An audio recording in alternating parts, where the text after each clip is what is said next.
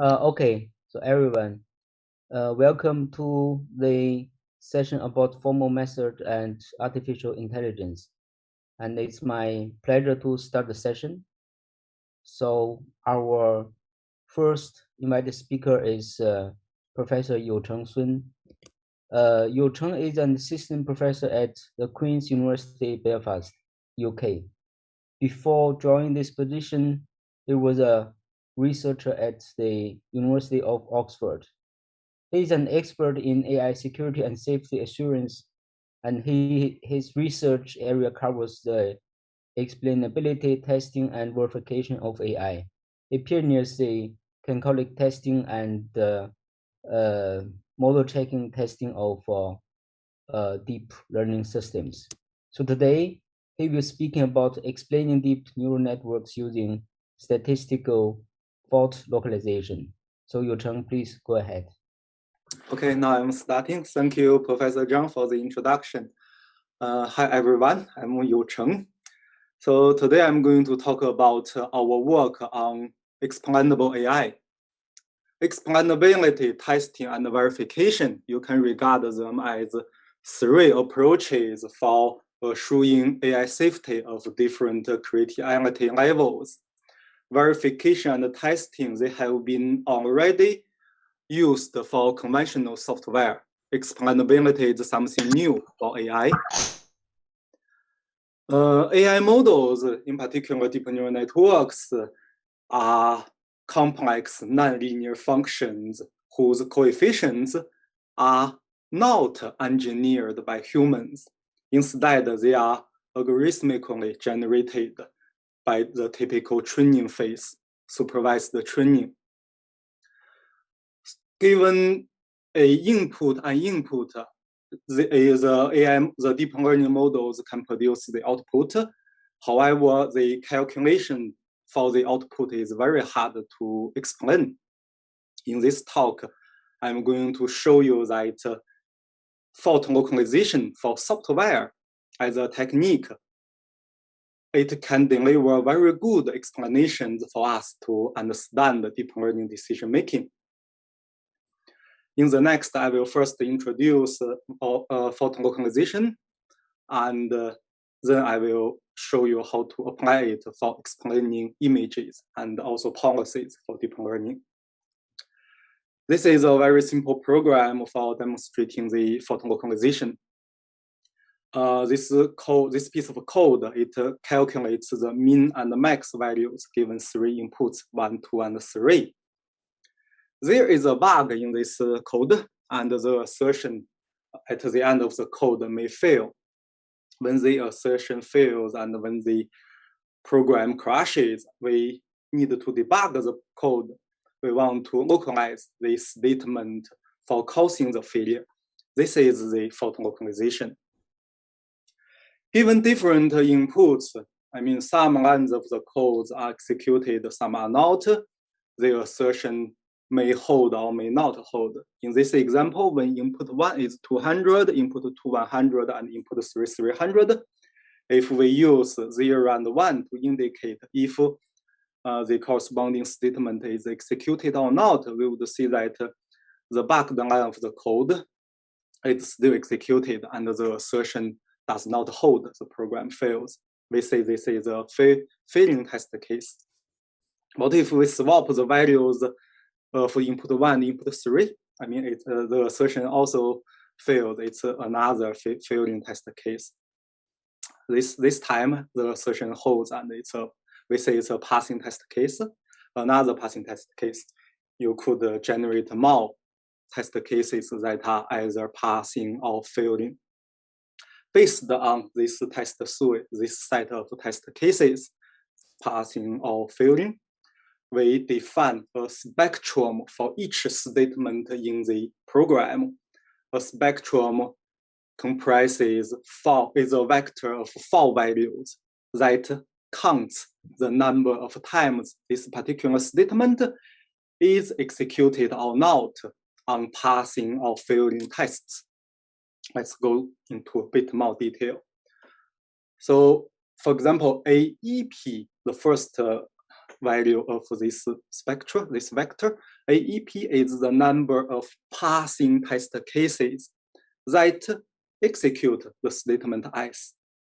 If we focus on the statement C2, we see that among the 4 test cases we have, 2 are passing test cases. The third and the fourth test cases are passing test cases, and among the 2 passing test cases, only 1 of them executes C2. So AEP C2 is 1. Similarly, you could calculate the AEP values for other statements. AEF is the number of failing test cases that can also execute the statement S. So can you estimate or guess what are the AEF values for the 4 statements we have? I mean, here are the values. If we again look at the statement C2, we see that okay, among the 2 failing test cases, C2 has never been executed in any of the failing test cases. So AEF C2 is 0. For others, you could get to the values similarly. And ANP counts the number of passing test cases that do not execute S. N is for not. And ANF is the number of failing test cases that do not execute S. So this is the spectrum for each statement. It has 4 values. And if we combine together the spectrum for each statement, we have the spectrum of the entire program. And intuitively speaking, I mean, if some statement is always executed in the failing test cases, but not in the passing test cases, I mean, it is more likely to be related, at least related to the cause of the program failure, right? So, I mean, there are, based on the spectra, I mean, there are many spectral-based measures that have been developed to estimate, okay, how likely a statement is for causing the failure. There are 4 examples I put here. They are simple and widely used ones. For example, Wong2, the one at the bottom right, Wong2, I mean, clearly it prioritizes the statement that is more frequently executed in the failing test cases.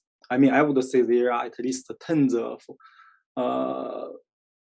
other measures. Some of them may be even more advanced than what we see here. But I mean, even based on the simple ones, later as we are going to see, it gives us some good results. I mean, so for each measure, it estimates every statement's likelihood for causing the failure. And if we call this estimation suspiciousness score, so we could rank all the statements following the suspiciousness scores. And this is the ranking we got from following Wong2 measure. And we see that, okay, statement C4 is ranked highest, and C4 is the line containing the bug. In reality, the program software is more complex, and empirical studies show that as we only use 4 test cases, normally more test cases can give better results. Okay, so this is the background on photon localization. It's something interesting. Now we are going to use it for explaining image classifiers. Given the input image, the image classifier, which could be deep neural networks, I mean, successfully labels it as red panda. But why? Why the classifier? Well, what's the cause? I mean, what's the basis for the explanations for the classification? Or what are the most important features for the classifier to identify this red panda? So this is the question we are going to answer. I mean, we get some motivation from photon localization of software. I mean, test cases, passing test cases, failing test cases. Sometimes the statement is executed, sometimes it is not, sometimes the program fails, sometimes it's not. So in case of this image classification problem. I mean, given the original image, what if we mask certain parts of this panda? Will the classifier still recognizes it as red panda? How about we mask this part? How this time it might be not recognized as panda. So in this way, I mean, every time we mask some part of the panda, the original image, we get a mutant of the original image. And we could develop a set of mutants from the original image. Some of the mutants return the original classification of the red panda, some does not. And in this case, we have the passing mutants and failing mutants if it do not return the original classification label. And we redefine the spectrum. This time we define spectrum for each pixel. It's the same format, a vector of 4 values, but this time it counts the number of times that pixel is masked or not masked when the classifier's decision changes and not changes. For example, AEP this time is the number of mutants that is still labeled as red panda, in which the pixel S is not masked. And immediately, as long as we have this spectrum redefinition, I mean, we could directly apply the measures we just saw, or the tons of measures available to this spectrum, to the spectrum of each pixel. And we could calculate the importance of each pixel for the neural network's decision. And we rank these pixels following the measured results. And we finally synthesize an explanation from the ranked list of pixels, from most important pixels to the less important pixels. And an explanation here is the minimum subset of pixels from the original image that returns the original label. Look at the panda original image. Its explanation is the panda face. I mean, it's quite intuitive to humans, right? We experiment our photon localization-based explanation method on many models. Here are some examples from Google's exception model. We use red color to highlight these inconsistent results. For example, on the top left corner, we have the cowboy hat. We have the original image and the explanations side by side. And I mean, this time the model correctly labels the original image as cowboy hat. However, according to our explanation, the cause of this decision is based on the boy's face. And I mean, this is suspicious, obviously. But later, I mean, it's kind of understandable. I mean, when the model is trained to learn features of many hats, I mean, we kind of expect that the height input sometimes or often comes with human's face, and the model, when it is being trained, it might learn some dodgy features. So also at the second row, third column, I mean, it's a misclassification. Instead of woolen, it's spider net, I think. But if we look at the explanation, I mean, it's kind of reasonable for at least we understand why the woolen is labeled instead of the ground truth spider net. I'm not going to each of this example. One challenge when working on explainable AI is there lacks some data set with ground truth explanations, and it becomes very non-trivial to evaluate your explanation method. So this is why we come up with this roaming panda data set. In this example, you see, I mean, we put the panda face in the museum. If some neural network model still recognizes this image as a red panda. I mean, we are sure that it should be caused by the panda face instead of the dinosaur, right? So this is in this way we kind of get the ground truth explanation. We call it roaming panda dataset because our panda rarely roaming around the world. And here are the results on this benchmark. We implement our explanation method in the tool deep cover, and we measure the intersection of unions between explanations and the ground truth. Our tool, our method performs better than peer tools. I would not say it always performs better. Normally, when the IOU value is larger than 0.5, we recognize that people recognize that the identification of some object is successful. But this time we also try IOU with very high number, that is 0.7. In this case, the other two rise, it performs better than others. I do not regret reporting these results because I think it confirms that such a data set is useful for comparing different explanation tools. For more results, please refer to our paper. Similar ideas could be applied to explaining policies that trained from deep reinforcement learning. In this grid word example, the trained policy navigates the agent from the start to the end. I mean, let's say given an execution of the policy that is the traverse from the start to the end, we could mutate it by sampling some of its states and by replacing the actions taken at these sampled states with a default action. A default action can be, for example, continue driving in the same direction for self-driving cars. It could be repeating the previous action, or it could be simply a random action. In this way, we can generate a set of mutant executions from the original execution. Some of the mutant executions, they reach the same goal. We say it's passing mutants. Some do not. We say it's failing mutants. And passing mutants, failing mutants.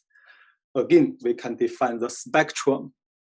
This time, this spectrum is defined for each state the execution visits, and it counts the number of times that a state S was mutated or not mutated on passing and on failing executions. Again, as long as we have this spectrum for all the states, we simply apply the spectrum-based photon localization measures, and we rank the importance of states for this policy. And if we visualize, we could visualize the importance. This is the visualize of the states ranking. And let me tell you, this is the most important state. It happens when the agent just passes the gate, passes the channel, and the action taken is going forward. For this simple example, it makes sense. It's compatible with our human understanding, I guess. However, although it's simple, already this is a contrast to existing explainable AI work for reinforcement learning or policy. So, if we look at the right-hand side, this is some ceilings map from conventional gradient-based approach. It simply highlights the important location in this grid world. Instead, in our case, at the left-hand side, what it highlights is the importance of each state that is visited. So in this way, I hope you get the feeling of the difference between our work and existing work. One very useful application of the state ranking, the state ranking is simplifying your policy. Let's say a prune, given the original policy, we can prune it. So a pruned policy happens when you replace, except for the most important states, for the rest, we replace the actions taken with the default action. And this figure presents the result for one Atari game. SBFL is our approach, that is for spectral-based photo localization. And frequent visit and random are two baselines. Frequent visit, it simply ranks the most frequently visited states as the most important ones. Random is just random. The horizontal line, it is the percentage of original actions taken. And we can see that by only taking 20% of the original actions, so the pruned policy could already reach 100%, almost 100% of the original performance, original reward. So, this tells you that, policy is tuned, especially by deep reinforcement learning. They contain lots of redundancies and unnecessary complexities that could be simplified. There are more results in our paper and the website. So here are the papers and the links to the tools and the data sets. So that's all for my talk today. Thank you very much for that. So thanks a lot, Youcheng. So let me start with a question. So why others are thinking about questions. So it's very interesting work. So let me ask a question about the part where you compute the importance of pixels based on the measure. So as I understand, you compute the measure for each pixel separately, right? Mm-hmm. Yes. So does it make sense? And how would you extend your work to say, to consider multiple pixels at the same time? Mm-hmm. So this is a very good question. So let me go back. So here, what it's really, we assume nothing really. We assume we know nothing about the input image. We just know it's image. We do not assume anything. But in reality, it makes a lot of sense that certain information is already known in that image, right? So people can characterize certain regions and that are more interesting. And people, there could be even features, right? So what I mean is that in this original form of this work, we really assume, we do not assume anything for the input images. But in reality, really, it could be this explanation. It could be part of some overview to Chen. And before this explanation part, we already have some intermediate results like the regions of more interest, or for example, some feature information. So that is compatible with this approach, and I would say it could bring even better and more reasonable explanation results. So now what I'm thinking is that, so looking at this picture, it provides a rather good, so to speak, explanation, right? But because you consider each pixel complete separately, then there's a threshold. So then say at the border of the head of the panda, right? It's not really representing the age. So I just, there's some intuition. So if you somehow combine this measure, so with some smoothing coefficient, so then in the sense, the blue sky and etc., if something is important, then the neighbor, then compare somehow the pixel, the correlation between pixels, the color, then etc. If say A is very important, then B is the neighbor, and if their RGB value is very close, for instance, right? And etc. Then some intuition that could make the frame framing the head, say, more smoothly. I agree. I agree. I mean, I agree, and I think this is a very good suggestion. Yeah. So okay, we have some time for some more questions. Do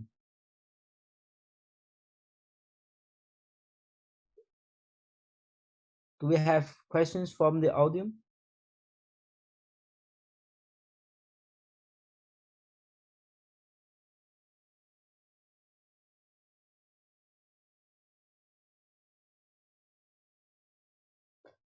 So what about the size? Say in the example in the deep reinforcement learning that you are illustrating is what's the size that you have considered? So and the performance of the analysis. I mean, since we adopt some on the fly sampling, so I mean, the scalability is not an issue. We test it on the state of the art Atari games. So it scales well, and yeah. Yeah, it's okay. So the time probably depends on the number of masks, so that you are throwing. Yeah, and also one thing is to, because I mean, also for continuous space, so we need to abstract the continuous space anyway. So that, I mean, there is also the abstraction. I mean, it also helps. It also impacts the runtime performance, but that is needed anyway, I think, yeah, for this kind of task. Yeah. Okay. A good thing about these measures are that, I mean, they are not complex. I mean, the reason why measures, spectrum-based measures are popular for localization is because they are simple enough to use on very large software, for very large It's software. a very nice idea. In particular, if you apply this in this setting, so then the idea is very simple. Then the measure that is to be computed.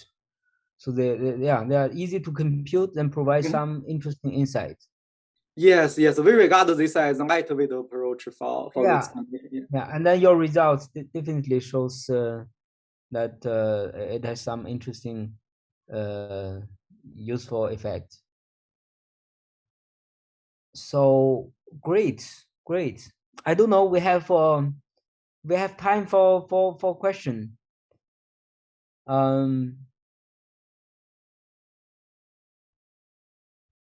So otherwise, say, well, I mean, we are close to the end of the talk.